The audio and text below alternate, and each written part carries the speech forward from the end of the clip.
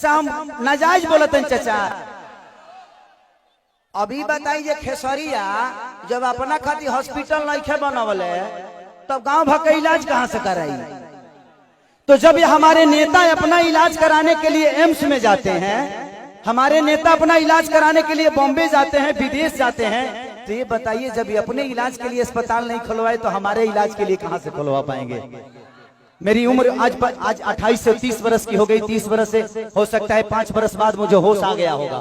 25 वर्ष से तो ऐसा ही देख रहा हूं कि हमारा बिहार में बदलाव कुछ नहीं हुआ है। दारू बंद हुआ है तब वो मिलिए रहा है। इसमें दोष हम सरकार को नहीं देंगे क्योंकि हमारे पास रोजी नहीं है। हम अपनी रोजी ढूंढते हैं, वो चाहे हमें नशा में मिले या बुराई करके मिले या किसी का मर्डर करके मिले।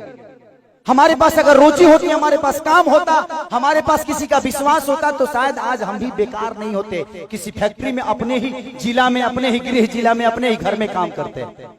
तो जब इंसान बेकार होता है तो वो गलत काम करता है।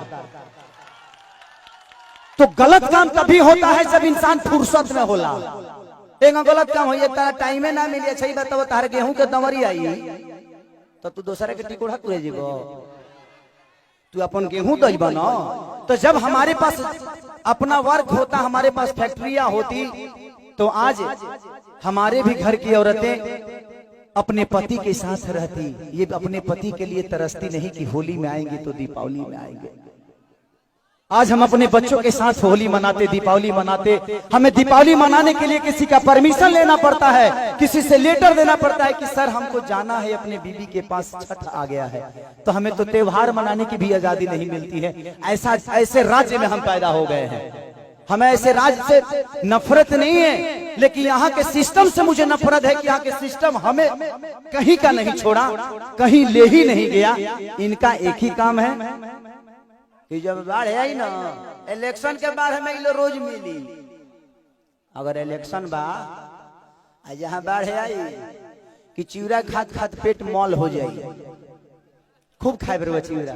लेकिन यही इलेक्शन बीतते ही एक भी आदमी, हाँ, जो आपके दर्दों को समझता है। मैं किसी राजनेता पे उंगली नहीं उठा रहा हूं, मैं सिस्टम पे बात कर रहा हूं।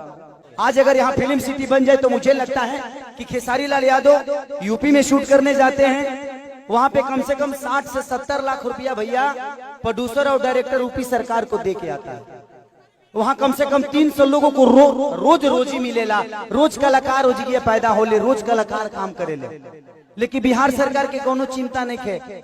ये बताई खेसरिया चाहे जितना भी संपत्ति बनौले बा बॉम्बे में बनौले बा, अगर वह चीज बिहार में रही तो खेसरिया का सारा संपत्ति बिहार में रही ना, हम अपना परिवार के, अपना भाई लोगों के साथ रहते। तो हमके भी तकलीफ होला, हमके भी अच्छा ना लगे कि हम दूसरा शहर में जाके, दूसरा राज्य में जाके दुगो रोटी कमाता नहीं। हमके शर्म लागेला दूसरा के जगह काम करे में। लेकिन क्या करी, जब हमारे खेत बंजर हो जाए तो घर हर तो दूसरे के खेत में नहीं चलावे के पड़ी हमके। और हमारा खेत बंजर, हम किसान हो के भी इस खेत को आबाद नहीं कर पा रहे हैं, तो गलती हमारी है। गलती हमारी ये है कि हम जब इलेक्शन आता है तो खाली 2 फ्रूटी पिए लगे तो बटन दूसरा जगह चल जाता है। ये बताई खेसारी के बेटा बेटी खेसारी का लगे पैसा बा तो अमेरिका में पढ़ा दिए हैं, लेकिन सबका लगे सक्षम तो नहीं खे ना जब अपना बेटा बेटी का अमेरिका में पढ़ाई। तो बिहार में कितना लोग खेसारी बजी, एक गो ना, एक खेसरिया बा। ये बताइए आज भी हमारे बिहार के नेता हैं, यूपी के नेता हैं, सबके अपने बच्चे, कोई अमेरिका में पढ़ता है, कोई लंदन में पढ़ता है, कोई मॉरिशस में पढ़ता है। किसी किसान का बेटा कहाँ पढ़ने जाता है क्योंकि उसकी क्षमता नहीं है। क्योंकि इन लोगों ने अगर यहीं पे स्कूल दिया होता तो इनके भी बच्चे यहीं पे शिक्षित हो जाते। लेकिन इन्होंने जब अपने बच्चे का भविष्य तय नहीं किया तो हमारे बच्चों का भविष्य तय कहाँ से कर पाएंगे। अब यह बताइए कि यूट्यूब पर डाल दी तो लोग कहिए खेसरिया राजनेता हो गए। अब हम अपन दुखों ना कह सकिले।